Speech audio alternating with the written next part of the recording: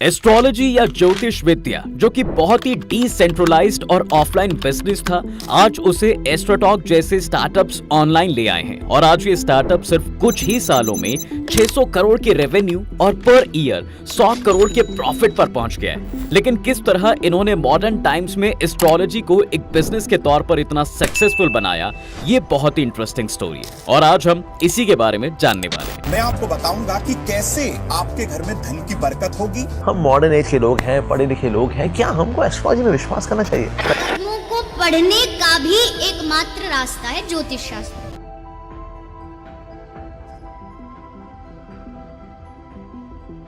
देखिए, अगर एस्ट्रोटॉक की बात की जाए तो उनका काम करने का तरीका बहुत ही सिंपल है। उनके प्लेटफॉर्म पर हजारों एस्ट्रोलॉजर्स हैं जो अपनी सर्विसेज देने के लिए तैयार हैं। कोई भी इंसान जाकर वहां पर एक एस्ट्रोलॉजर को हायर कर सकता है और वो वीडियो कॉल्स, वॉइस कॉल्स या फिर चैट के जरिए उनसे बात करते हुए अपनी समस्याओं को डिस्कस कर सकता है। अगर एस्ट्रोलॉजी के पूरे मार्केट की बात की जाए तो भारत में ये क्रिकेट और बॉलीवुड से भी बड़ी इंडस्ट्री है, जहां हर साल क्रिकेट 75,000 करोड़ और बॉलीवुड 17,000 करोड़ का रेवेन्यू जनरेट करता है। वहीं एस्ट्रोलॉजी आज एक 3 लाख करोड़ की इंडस्ट्री है।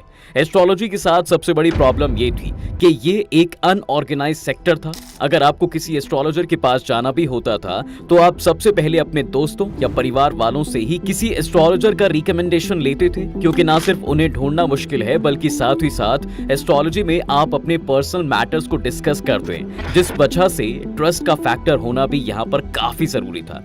एस्ट्रोटॉक की शुरुआत की कहानी भी बहुत इंटरेस्टिंग है। 2015 में एस्ट्रोटॉक के फाउंडर पुनीत गुप्ता मुंबई में एक इंजीनियरिंग जॉब कर रहे थे और उन्हें अपने करियर में कुछ और करना था। तब ऑफिस में ही उन्हें एक ऐसी कलीग मिली जो कि एक साइड हॉबी के तौर पर एस्ट्रोलॉजी प्रैक्टिस करती थी। उसने एक दिन पुनीत को बताया कि पुनीत कुछ ही वक्त में अपनी जॉब छोड़कर अपना एक बिजनेस शुरू करेगा, जो अगले 2 साल में ग्रो करने के बाद फेल हो जाएगा। इसके बाद पुनीत दोबारा एक दूसरा बिजनेस शुरू करेगा जो कि काफी सक्सेसफुल होगा। कुछ ऐसा ही पुनीत के साथ हुआ भी। कुछ समय बाद पुनीत ने जॉब छोड़कर अपनी एक एजेंसी शुरू की जो 2 साल में ही बंद हो गई। और जब उन्हें रियलाइज हुआ कि उस एस्ट्रोलॉजर ने ऐसा ही कहा था, तब उनका एस्ट्रोलॉजी में इंटरेस्ट पैदा हुआ और अगला बिजनेस उन्होंने एस्ट्रोटॉक ही शुरू कर दिया, जो आज 600 करोड़ के रेवेन्यू के साथ साथ 100 करोड़ का प्रॉफिट भी बना रहा है। अक्टूबर 2017 से अब तक की एस्ट्रोटॉक की ग्रोथ बहुत ही शानदार रही है और हर दिन वो करीब 1.5 करोड़ का बिजनेस अपने प्लेटफॉर्म से करते हैं। अब आते हैं दोस्तों इनकी बिजनेस स्ट्रैटेजी के ऊपर। एस्ट्रोलॉजी को लेकर एक जो बड़ा मिसकंसेप्शन है वो ये है कि सिर्फ वो लोग जिनकी उम्र बहुत ज्यादा है या फिर वो लोग जो टियर 2 या फिर टियर 3 सिटीज में रहते हैं, उन्हीं का विश्वास एस्ट्रोलॉजी में ज्यादा है, जबकि यंग लोग और शहरों में रहने वाले लोग एस्ट्रोलॉजी में बिलीव नहीं करते। लेकिन ऐसा नहीं था। दरअसल सच ये है कि हर किसी के अंदर अपने फ्यूचर को लेकर क्यूरियोसिटी रहती है, लेकिन शहरों में और यंग लोगों के बीच में ये एक टैबू सब्जेक्ट है। अगर आप यंग हैं और अपने किसी दोस्त से एस्ट्रोलॉजी पर बात कर रहे हैं तो हो सकता है कि आपको ये डर रहे कि वो आपका मजाक उड़ाएंगे, लेकिन यंग लोग ऑलरेडी इंटरनेट पर ऑनलाइन एस्ट्रोलॉजर्स को सर्च कर रहे थे। पहला इंसाइट तो उनके लिए यही था कि यंग लोग इस सर्विस को सीख कर रहे हैं, लेकिन वो पब्लिकली एस्ट्रोलॉजर्स के पास जाते हुए नहीं दिखना चाहते, जिस वजह से एक ऑनलाइन प्लेटफॉर्म उनके लिए बेस्ट ऑप्शन था, क्योंकि वो खुलकर अपनी बात भी कह सकते थे और साथ ही उन्हें फिजिकली कहीं जाने की जरूरत भी नहीं थी। आज एस्ट्रोटॉक का जो 90% रेवेन्यू है वो ऐसे क्लाइंट से ही आता है जिनकी उम्र 35 साल से कम है। लेकिन सिर्फ एस्ट्रोलॉजी को ऑनलाइन कर देना ही एस्ट्रोटॉक की सक्सेस का राज नहीं था, क्योंकि एस्ट्रोटॉक से पहले भी कई ऐसे स्टार्टअप्स रहे हैं जिन्होंने ये बहुत कोशिश की है। इससे पहले जो एस्ट्रोलॉजी प्लेटफॉर्म्स हुआ करते थे वो 2 तरह के थे। पहले टाइप के प्लेटफॉर्म्स वो थे जिन्हें एस्ट्रोलॉजर्स ही बना रहे थे, लेकिन उसमें प्रॉब्लम ये थी कि उन्हें इनकी बिजनेस साइट समझ में नहीं आती थी और ना ही वो एक अच्छा यूजर एक्सपीरियंस दे पाते थे। दूसरे टाइप के प्लेटफॉर्म्स वो थे जो कि यूजर एक्सपीरियंस और मार्केटिंग के मामले में तो काफी अच्छे थे, लेकिन वो अपने यूजर्स के बीच में ट्रस्ट बिल्ड कर पाने में बहुत ज्यादा सक्सेसफुल नहीं रहे। लेकिन एस्ट्रोटॉक ने दोनों ही प्रॉब्लम्स को एड्रेस किया। सबसे पहले तो उन्होंने एक ऐसा प्लेटफॉर्म बनाया जिसका यूजर एक्सपीरियंस काफी अच्छा था, और फिर ट्रस्ट और प्राइवेसी पर काम करते हुए उन्होंने अपने प्लेटफॉर्म पर फोन कॉल्स या वीडियो कॉल्स के अलावा चैट्स जैसे फीचर्स को भी ऐड किया, क्योंकि जब आप चैट कर रहे होते हैं तब आप ज्यादा नर्वस नहीं होते और ज्यादा कंफर्टेबली अपनी बात किसी से कह भी पाते हैं। आज एस्ट्रोटॉक के 50% यूजर्स अपने सेशन में चैट का ही इस्तेमाल करते हैं, जो कि दर्शाता है कि ये फीचर कितना पॉपुलर है। अब इन सब के अलावा एस्ट्रोटॉक का जो कोर प्रोडक्ट है वो उनके एस्ट्रोलॉजर्स हैं। इस समय भारत में करीब 20 लाख से भी ज्यादा एस्ट्रोलॉजर्स हैं, लेकिन एस्ट्रोटॉक के प्लेटफॉर्म पर सिर्फ 2600 एस्ट्रोलॉजर्स ही हैं। और इसकी एक बहुत बड़ी वजह यह है कि उन्होंने इन सभी एस्ट्रोलॉजर्स को हैंड पिक किया है। जहां ज्यादातर प्लेटफॉर्म एस्ट्रोलॉजर्स की क्वांटिटी पर फोकस कर रहे थे, वहीं एस्ट्रोटॉक ने क्वालिटी पर फोकस करना शुरू किया।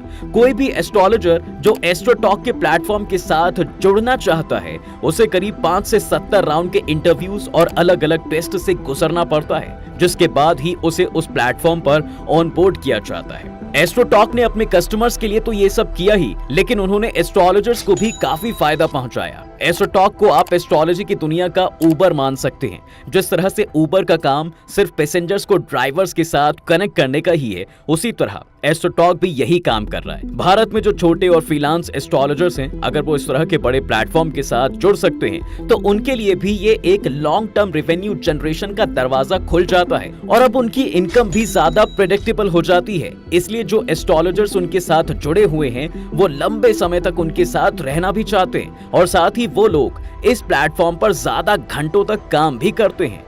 एस्ट्रोटॉक का खुद का कहना है कि उनके प्लेटफॉर्म्स पर जो टॉप एस्ट्रोलॉजर्स हैं, वो साल भर में 84 लाख रुपए तक कमा लेते हैं और आने वाले समय में ये और भी ज्यादा बढ़ेगा ही। अब एस्ट्रोटॉक के अगर हम फ्यूचर प्रोस्पेक्ट्स की तरफ नजर डालें तो वो भी काफी ब्राइट नजर आता है, क्योंकि अभी तक आप जो इनका बिजनेस देख रहे हैं, ये सिर्फ इंडियन मार्केट के लेवल पर था, लेकिन जब ये लोग एनआरआईज को टारगेट करना शुरू करेंगे तो इसकी ग्रोथ का पोटेंशियल और भी ज्यादा बढ़ जाएगा। इस समय दुनिया भर के अलग अलग देशों में करोड़ों भारतीय बैठे हुए हैं, जिनके पास ज्यादा स्पेंडिंग पावर है और साथ ही इनमें से बहुत से लोग इंडियन एस्ट्रोलॉजी में यकीन भी करते हैं। जो बिजनेस मॉडल यहाँ पर यूथ के बीच में इतना पॉपुलर है, वो एनआरआईज के बीच में भी काम कर सकता है और उनसे ज्यादा फीस भी वसूली जा सकती है। सिर्फ एनआरआईज ही नहीं, अगर इंडियन एस्ट्रोलॉजी को एस्ट्रोटॉक सही से विदेशों में मार्केट करता है तो उन्हें बहुत सारे नॉन इंडियन कस्टमर्स भी मिल जाएंगे। इंडिया को ऑलरेडी एक स्पिरिचुअल लैंड समझा जाता है और आज भी बहुत से इंडियन स्पिरिचुअल गुरुज हैं जो कि विदेशों में भी बहुत पॉपुलर हैं। भारत की ही तरह विदेशों में भी यंग लोग एस्ट्रोलॉजी, पाम रीडिंग और टैरो कार्ड्स और दूसरे एवेन्यूज की तरफ अट्रैक्ट हो रहे हैं। और अगर किसी का इन पर विश्वास ना भी हो, तब भी लोग एक ना एक बार तो क्यूरियस होकर इसे ट्राई जरूर करते हैं। और अगर किसी को इसमें इंटरेस्ट आने लगे या उसे वो रिजल्ट मिल भी जाए जो वो चाह रहे थे, तो फिर उन्हें एक रिपीटेटिव कस्टमर भी मिल जाता है। एस्ट्रोटॉक का इस समय रेवेन्यू मॉडल भी बहुत इंटरेस्टिंग है, क्योंकि वो एक प्रीमियम मॉडल पर चल रहे हैं। इसमें अगर आप प्लेटफॉर्म पर जाते हैं तो पहले 5 मिनट आप फ्री में किसी एस्ट्रोलॉजर से बात कर सकते हैं, जिसके बाद पर मिनट बेसिस पर आपको पे करना होता है। इसलिए वो कस्टमर की एंट्री को और भी स्वाद आसान बना देते हैं। अब एक इंटरेस्टिंग फ्यूचर प्रोस्पेक्ट एस्ट्रोटॉक के लिए ये भी है कि जिस तरह से इस समय एआई पावरफुल होता जा रहा है और चैट जीपीटी जैसे लार्ज लैंग्वेज मॉडल्स अब आने वाले समय में बहुत आम होने वाले हैं, तो मुमकिन है कि एक समय के बाद उन्हें अपने प्लेटफॉर्म्स पर एस्ट्रोलॉजर्स की जरूरत ही ना पड़े और वो एआई के थ्रू ही पूरे बिजनेस को रन कर पाएं। अगर ऐसा नहीं भी होता है, तब भी वो एक स्पेशल सर्विस ऐड कर सकते हैं जिसमें एआई से बात करने के लिए लोगों को कम पैसा पे करना पड़े। एस्ट्रोटॉक आने वाले समय में पाम रीडिंग और टैरो कार्ड जैसी दूसरी प्रैक्टिसेस में भी एंटर कर सकता है, जो उन्हें एक्सपैंड करने में मदद करेगा और उनके प्रोडक्ट पोर्टफोलियो को भी बढ़ा देगा। और अब हमें ये भी नहीं भूलना चाहिए कि अभी तो वो 3 लाख करोड़ की इंडस्ट्री में सिर्फ 600 करोड़ का ही रेवेन्यू बना पा रहे हैं और उनके ग्रोथ का पोटेंशियल सिर्फ इंडियन मार्केट में ही इससे 50 गुना बड़ा है। आपको क्या लगता है कि क्या एस्ट्रोटॉक आने वाले समय में इसी तरह ग्रो कर पाएगा, और क्या पर्सनली आप एस्ट्रोलॉजी में यकीन करते हैं? हमें कमेंट सेक्शन में लिखकर जरूर बताएं। उम्मीद है कि आपको आज की इस वीडियो में काफी कुछ नया मिला होगा। अगर आपको ये वीडियो पसंद आया है तो वीडियो को लाइक करें और अगर आप इस चैनल पर नए हैं तो जाने से पहले चैनल को सब्सक्राइब करना भी ना भूलें।